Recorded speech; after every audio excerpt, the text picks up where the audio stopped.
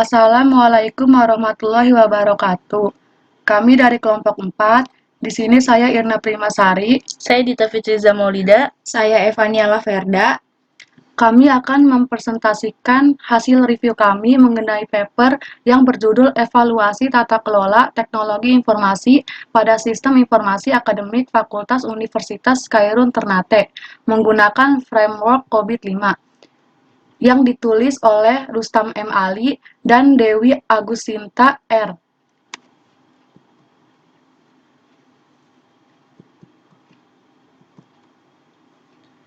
Di mana kita tahu bahwa pengelolaan teknologi informasi yang baik akan menjamin efisiensi dan pencapaian kualitas layanan yang baik bagi tujuan institusi tersebut.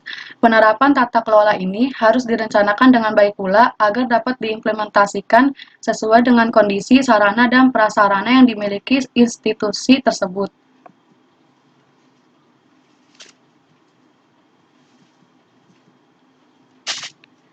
Permasalahan yang ada dalam paper ini di mana bagian Biro Administrasi Akademik Kemahasiswaan Universitas Khairun Ternate sebagai suborganisasi, yang dimana BAAK itu menangani administrasi kemahasiswaan dengan jumlah 14.830 mahasiswa pada tahun akademik 2019-2020. Di situ tertera bahwa jumlah mahasiswa bisa dibilang sangat banyak dan membutuhkan tata kelola teknologi informasi yang baik agar dapat meningkatkan pelayanannya terhadap para mahasiswa di lingkungan Universitas Khairun Ternate tersebut.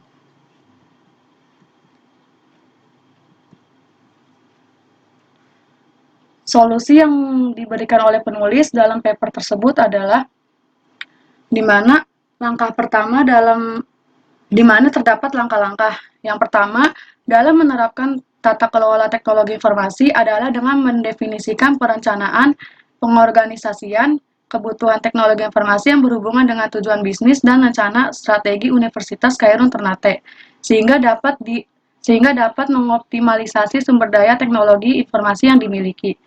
Untuk mengetahui hambatan-hambatan yang ada, maka harus dilakukan pengukuran kinerja terhadap penerapan tata kelola teknologi informasi menggunakan panduan standar praktik manajemen teknologi informasi. Dari langkah tersebut, kita mengetahui bahwa cara yang diperoleh oleh penulis tersebut yaitu sama dengan 4 domain yang terdapat pada framework COVID. Dan mengapa penulis tersebut memilih COVID-5? Dikarenakan COVID yang terbaru adalah COVID-5. Di dalamnya diintegrasikan RIX IT dan Vault IT yang terdiri dari 37 proses dan dikelompokkan dalam 2 domain, yaitu Governance of Enterprise IT atau GATE yang terdiri dari 5 proses di dalamnya, dan Management of Enterprise IT terdiri dari 32 proses.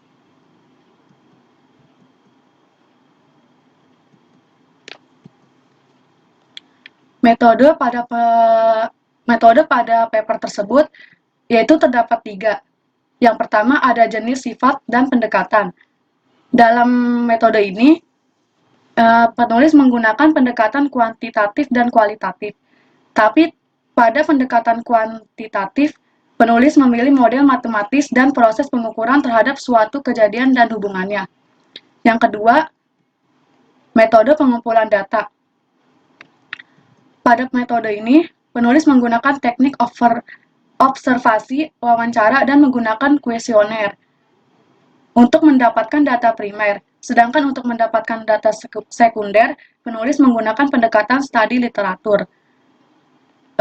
Pada wawancara, penulis mengumpulkan data yang dilakukan dengan cara berkomunikasi langsung dengan pihak yang mampu memberikan informasi terhadap permasalahan yang sedang diteliti. Pada kuesioner pengumpulan data, dengan menganalisis hasil kuesioner dengan pihak yang mampu memberikan informasi terhadap permasalahan yang sedang diteliti. Pada observasi, penulis mengumpulkan data melalui pengamatan dan pencatatan data secara langsung di lapangan terhadap proses yang terjadi. Untuk studi literatur, penulis mengumpulkan data dengan mencari data kepustakaan berupa buku, jurnal ilmiah, e-book, dan lain sebagainya. Untuk rencana rencana strategis dan rencana jangka panjang pada Universitas Khairun Ternate, penulis juga mendapatkan data dari penjelasan dan penjabaran rencana strategis Universitas Khairun Ternate dalam kurun waktu tertentu dan telah ditentukan sehingga memudahkan dalam pengklasifikasian terhadap masalah yang diteliti. Yang ketiga, ada metode analisis data. Dalam metode analisis data ini terdapat beberapa tahap yang sebagai berikut. Yang pertama, ada menentukan kebutuhan stakeholder. Dalam cara ini, penulis menentukan enterprise goals COVID-5 yang memiliki prioritas tertinggi menurut para responden yang memiliki kontribusi di lingkungan BAAK Universitas Khairun Ternate dan memiliki keterhubungan dengan tujuan strategis organisasi. Yang kedua, melakukan analisis tata kelola teknologi, di mana informasi di BAAK Universitas Khairun Ternate dengan cara mengidentifikasi tujuan organisasi yang akan diselaraskan dengan enterprise goals pada COVID-5. Lalu dilakukan scoring. Hasil scoring tersebut akan diturunkan menjadi IT-related goals pada COVID-5 yang memiliki keterhubungan dengan enterprise goals terpilih, sehingga menghasilkan proses teknologi informasi yang terpilih. Yang ketiga, ada mengumpulkan data terkait penelitian yang melalui proses wawancara, observasi kepada responden yang terkait dan relevan dengan proses teknologi informasi yang terpilih. Yang keempat, ada menilai capability level. Pada proses ini di mana setiap proses teknologi informasi terpilih yang bertujuan untuk menentukan tingkat performansi dari setiap proses. Lalu penilaian dilakukan dengan mengidentifikasi keberadaan dan kondisi setiap proses yang terpilih pada pengelolaan teknologi informasi yang sudah ada di BAAK Universitas Khairun Ternate. Yang kelima, ada melakukan pemetaan ke dalam proses capability model COVID-5. Lalu yang keenam, ada memberikan rekomendasi yang dimana bertujuan untuk mencapai capability level yang diharapkan. Yang terakhir ada di mana penulis memberikan kesimpulan dan saran. Tata kelola teknologi informasi, yaitu mengenai pengelolaan hak-hak dalam pengambilan keputusan dan kerangka kerja yang dapat dipertanggungjawabkan untuk mendorong terwujudnya hal-hal yang diharapkan dalam penggunaan SI dan TI. Fatmawati et al. 2016. Menurut IT Governance Institute atau ITGI, pada tata kelola TI ada 5 area yang menjadi fokus perhatian.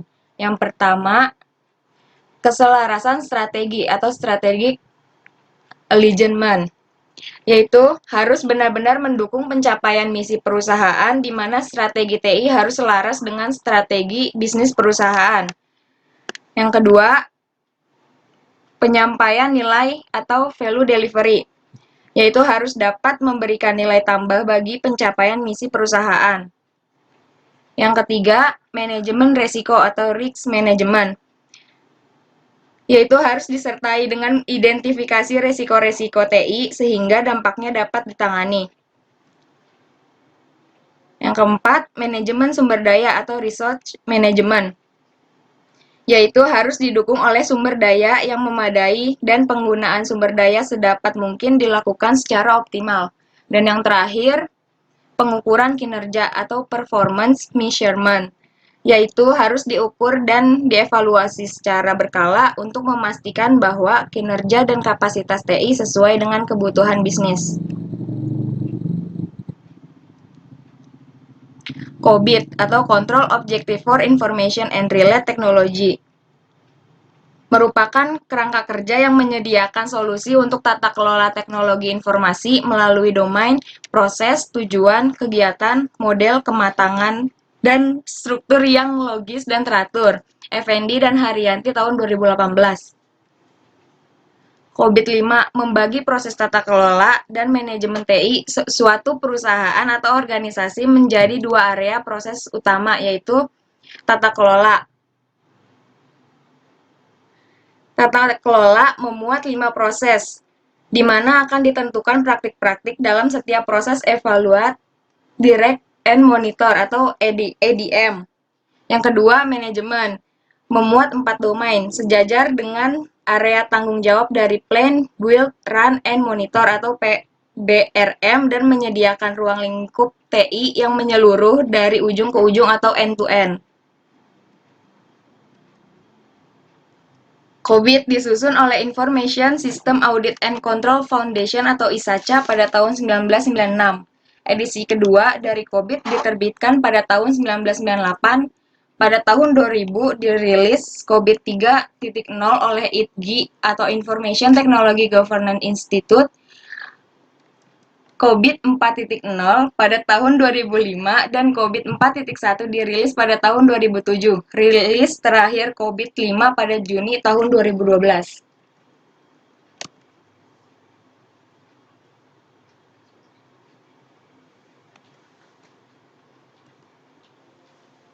COBIT 5 merupakan hasil dan pedoman dokumentasi yang berfungsi untuk membantu auditor, pemilik kepentingan menghubungkan model kendali bisnis dan model kendali TI. Terdapat 7 tahapan yang harus dilakukan ISACA tahun 2012 sesuai siklus implementasi COBIT 5, yaitu yang pertama, initiate program, yaitu mengidentifikasi pemicu perubahan seperti kondisi tren, kinerja, implementasi perangkat lunak, isu penting, dan tujuan organisasi untuk memberikan proses dalam perubahan. Yang kedua, define problems and opportunities merupakan proses yang menyesuaikan antara tujuan dan dengan resiko maupun strategi organisasi dalam penerapan TI. Yang ketiga, define roadmap merupakan proses penetapan target untuk meningkatkan upaya perbaikan serta diikuti dengan analisis gap yang bertujuan menentukan beberapa solusi potensial yang efektif. Yang keempat, plan program merupakan suatu proses perancangan solusi yang dianggap layak untuk digunakan. Yang kelima, execute plan adalah proses penerapan solusi yang telah disarankan ke dalam aktivitas keseharian, serta melakukan pemantauan untuk memastikan bahwa kinerja dapat diukur dan keselarasan bisnis dapat dicapai. Yang keenam, realize benefit, yaitu proses transisi serta berkelanjutan dengan menerapkan praktik manajemen atau tata kelola yang telah ditingkatkan ke dalam proses bisnis dan memantau perkembangannya dengan memetakan pada matriks berdasarkan kinerja dan manfaat yang ingin diperoleh. Dan yang terakhir, review effectiveness merupakan proses evaluasi keberhasilan yang telah dicapai secara umum yang kemudian dilakukan identifikasi kebutuhan untuk perbaikan secara berkala serta meningkatkan praktik tata kelola. Secara umum, COBIT 5 mempunyai 5 prinsip dasar sebagai kunci tata kelola dan manajemen, yaitu yang pertama, meeting stakeholder needs, di mana terdapat usaha dari perusahaan atau perguruan tinggi untuk menciptakan nilai bagi para stakeholder dengan menjaga keseimbangan antara optimalisasi risiko, realisasi manfaat, dan penggunaan sumber daya. Yang kedua, ada converting the enterprise end-to-end, di mana bermanfaat untuk mengintegrasikan tata kelola TI ke dalam tata kelola perusahaan. Yang ketiga ada applying a single integrate framework, di mana terdapat banyak standar yang berkaitan dengan IT, masing-masing memberikan panduan pada subset dari kegiatan IT. Yang keempat ada enabling a holistic approach, di mana manajemen dan tata kelola perusahaan yang efisien dan efektif membutuhkan pendekatan holistik dengan mempertimbangkan beberapa komponen yang saling terhubung. Yang kelima, terdapat separating governance from management. COBIT 5 telah membuat perbedaan yang cukup besar antara manajemen dan tata kelola. Yang kedua, hal tersebut mencakup berbagai kegiatan yang berbeda, di mana memerlukan struktur organisasi yang berbeda dan memiliki tujuan yang berbeda. Selanjutnya, framework COBIT 5 dirancang dengan 5 domain yang terdiri dari yang pertama ada IDM atau Evaluate, Direct, and Monitor. Yang kedua ada APO, Apply, Plan, and Organize. Yang ketiga ada BAI, Build, Acquire, and Implement. Yang keempat ada DSS, Deliver, Service, and Support. Yang kelima ada MEA, Monitor, Evaluate, dan Assess. Selanjutnya, terdapat hasil dari penelitian penulis. Yang pertama, penilaian Capability Level Process Manage Human Research atau APO 07, di mana menyediakan pendekatan terstruktur untuk memastikan penataan optimal, penempatan, keputusan yang benar, dan keterampilan sumber daya manusia. Hal ini termasuk mengkomunikasikan peran dan tanggung jawab dari masing-masing pihak, rencana pembelajaran dan pertumbuhan, kinerja yang diharapkan, dan dukungan oleh orang-orang yang kompeten dan memiliki motivasi. Yang kedua, penilaian Capability Level Process Manage Quality atau APO 11, di mana berfokus untuk mendefinisikan dan mengkomunikasikan persyaratan kualitas dalam seluruh proses, prosedur, dan hasil termasuk kontrol, pemantauan, dan penggunaan praktek dan standar yang terbukti untuk upaya perbaikan terus-menerus dan efisiensi. Yang ketiga, terdapat penilaian Capability Level Process Manage Availability and Capacity atau BAI 04, di mana berfokus pada menyeimbangkan kebutuhan saat ini dan masa depan untuk ketersediaan, kinerja, dan kapasitas dengan penyediaan layanan hemat biaya. Kesimpulan dari paper ini yaitu, capability level yang diraih adalah sebesar 1 dengan rincian bahwa ada satu proses mencapai level 0, atau yaitu pada proses DSS 04, Manage Continuity.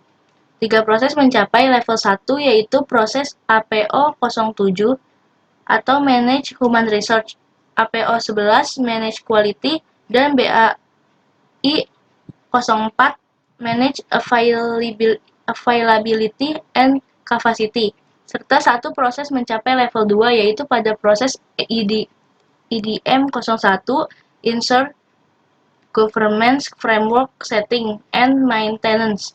Berdasarkan hal ini dapat diketahui bahwa untuk pengelolaan SIAK, Universitas Khairun Ternate telah menerapkan tata kelola teknologi informasi, namun perlu ada penyelarasan dan perbaikan dengan Standard Operating Procedure atau SOP. Yang kedua, langkah-langkah yang harus dilakukan agar tata kelola teknologi informasi pada bisnis proses di bagian BAAK Universitas Khairun Ternate dapat berjalan sesuai dengan SOP atau Established adalah perlu memperbaiki SOP agar sesuai dengan proses-proses terkait dalam COVID-5 sehingga target capability level dapat mencapai level 3 sesuai yang diinginkan.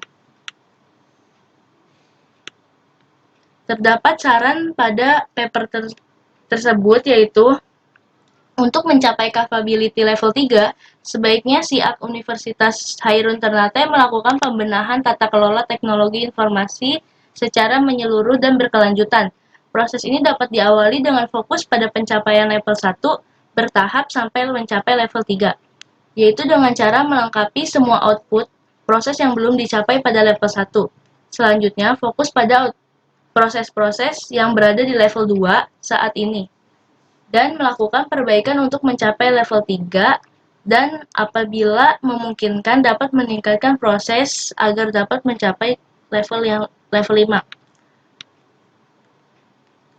B. Untuk meningkatkan pelayanan dan pengelolaan SIAK Universitas Khairun Ternate, diperlukan perbaikan SOP agar alur proses di dalamnya sesuai dengan ketentuan proses-proses terkait pada COVID-5. Begitupun ada kekurangan dari paper tersebut. Yang pertama, penulis kurang teliti dalam penulisan nomor pada tabel. Yang kedua, pada bagian metode lebih baik langsung dijelaskan, tidak usah membuat subbab baru sehingga penjelasan tidak harus berulang-ulang. Dan ada kelebihan dari paper penulis, yaitu pertama, penulisan jurnal tersebut sudah rapi. Yang kedua, subbab yang terdapat pada jurnal sudah lengkap. Mungkin itu saja yang bisa kami sampaikan, kurang lebihnya mohon maaf. Wassalamualaikum warahmatullahi wabarakatuh.